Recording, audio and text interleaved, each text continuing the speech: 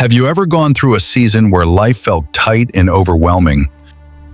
Like every door was closing and there was no clear way forward? The Bible has a powerful word for that kind of experience, and understanding it can completely change how we view suffering and hardship. There is a Hebrew word in Scripture, often translated as tribulation, distress, trouble, or anguish.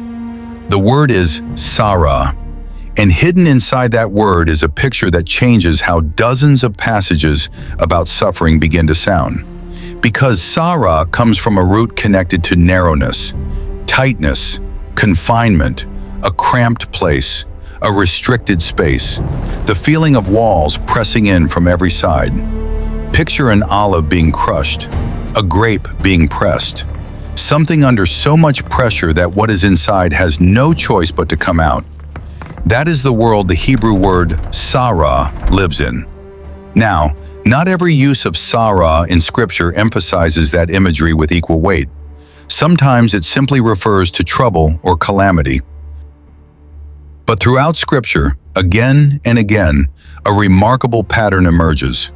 God meets His people in narrow places, and He brings them through those places into something larger on the other side. That changes how you read David. It changes how you read Joseph. It changes how you read Israel's story. And it may change how you understand the pressure you are carrying right now.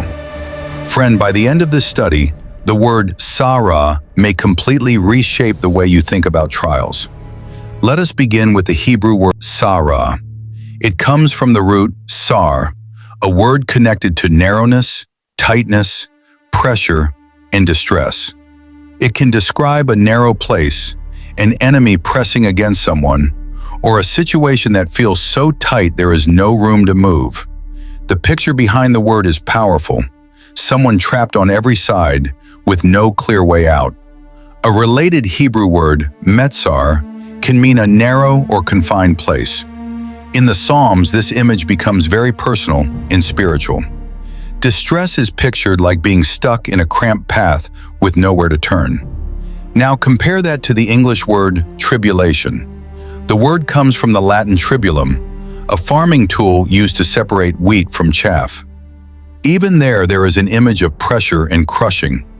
But today, tribulation is usually understood as just suffering or hardship.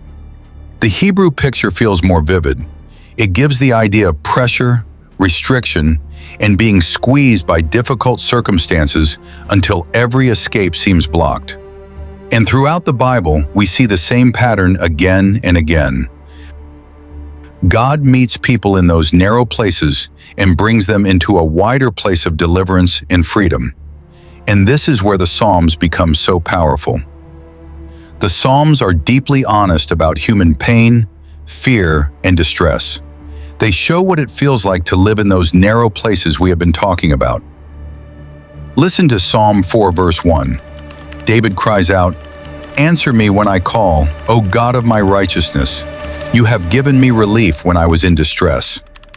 That word distress is connected to the Sar word family. David is not talking about simple sadness. He is describing a season where life felt tight and overwhelming, emotionally, spiritually, and physically. A moment where it seemed like there was no clear way forward. But then notice what David says next. "You have given me relief." The Hebrew idea behind that phrase comes from the word rakav, which means to broaden, enlarge, or make spacious. And that contrast appears again and again throughout the Psalms. First the narrow place, then the open space. First the pressure, then the deliverance. David is saying, "I was trapped in a tight place, and God brought me out into freedom again." That becomes one of the great patterns of the Psalms. God meets people in their distress and brings them through it. Now listen to Psalm 34 verse 19. "Many are the afflictions of the righteous, but the Lord delivers him out of them all." Notice what the verse does not say. It does not say righteous people will never face trouble. It does not say faithful people will avoid seasons of pain. What it does promise is God's faithfulness in the middle of those seasons. The biblical story is not that God's people never enter narrow places. It is that God does not abandon them there. The prophets take this same idea of distress and expand it to an even bigger scale. Listen to Isaiah 43 verses 1 and 2. God says, "Fear not, for I have redeemed you. I have called you by name. You are mine.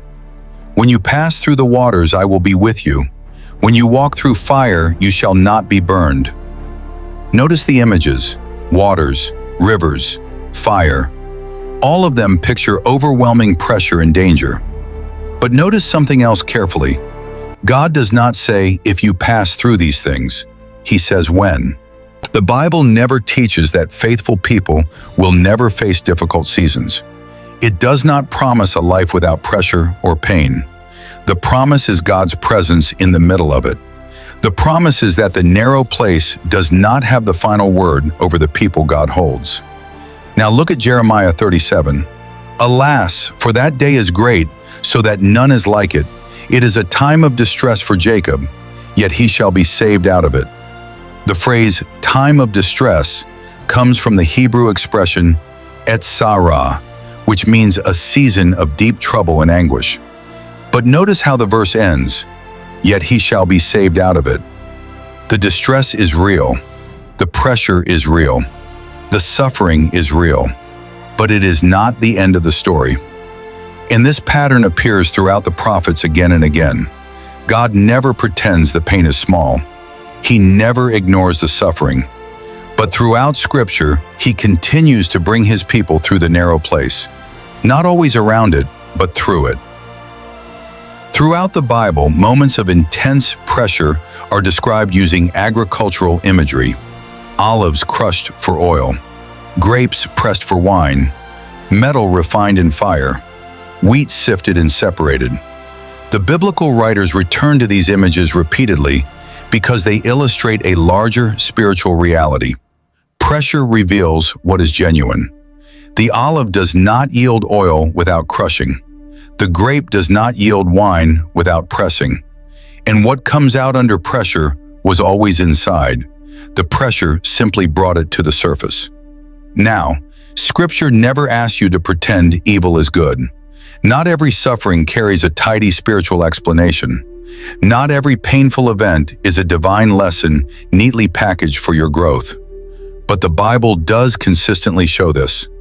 God can bring formation, endurance, and even redemption through seasons of pressure. That is why James 1:2 says, "Count it all joy, my brothers, when you meet trials of various kinds, for you know that the testing of your faith produces steadfastness." The Greek word translated testing there is dokimion, the proving of something genuine under pressure. It is the New Testament expression of what Tsarah describes in the Hebrew. James is not celebrating pain itself. He is describing what God can produce through perseverance inside it.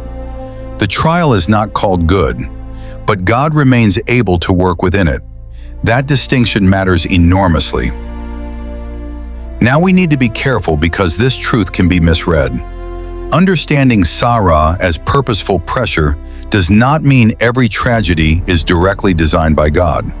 It does not mean every hardship is automatically a spiritual lesson. It does not mean faithful people should silently endure abuse, injustice, or evil without speaking. The Psalms are filled with lament. David cried out loudly. Job questioned everything. Jeremiah wept without restraint. Biblical faith is not emotional denial. It is not silence dressed up as surrender. The Hebrew Scriptures never portray distress as imaginary or insignificant. The narrow place is real. The walls are real. The pain is real. But throughout Scripture, distress is never consistently presented as proof that God has abandoned His people. Again and again, Scripture shows human beings crying out from confinement, and God hearing them there, meeting them there, moving with them through the narrow passage towards something larger on the other side. That is one of the deepest messages buried in this word family. Not that pain is pleasant, not that suffering is simple, but that God remains present even inside the constriction. Someone listening right now knows what a narrow place feels like. Maybe it is financial pressure. Maybe it is grief. Maybe it is a season where every door seems closed and every prayer feels delayed.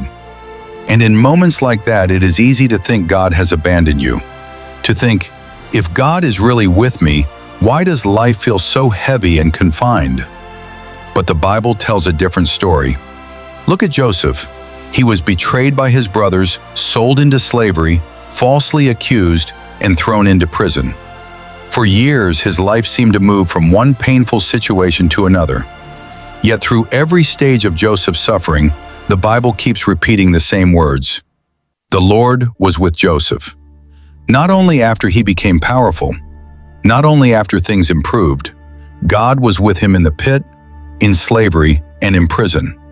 That does not mean God caused the evil done against Joseph, but it does mean Joseph was never outside God's presence or God's ability to redeem his story. And in the end, what came out of Joseph's long season of suffering was the saving of many lives. Sometimes we cannot understand what God is doing while we are still in the narrow place. Sometimes understanding comes later. But Scripture repeats this truth again and again. God does not abandon his people in the middle of their distress. The story is not over yet. Tzarah, a word of distress, a word of pressure, a word that carries the picture of being trapped in a narrow place, where the walls seem to close in and the way forward is hard to see. The Bible never promises a life without difficult seasons, but again and again, Scripture points to the God who meets people in those narrow places. The God who hears people when they cry out. The God who brings deliverance through impossible situations. The God who brings freedom after seasons of pressure and restriction. Israelis experienced it, and many people listening right now are experiencing it too. If that is you, do not believe the narrow place is the end of your story. God is not finished yet. If this study encouraged you or spoke to something you are walking through, leave a comment below. Even one word describing your season. And if you enjoy deep biblical and Hebrew word studies like this, subscribe to Biblical Exploits and turn on notifications. There is always more beneath the surface of Scripture than we first realize. Shalom.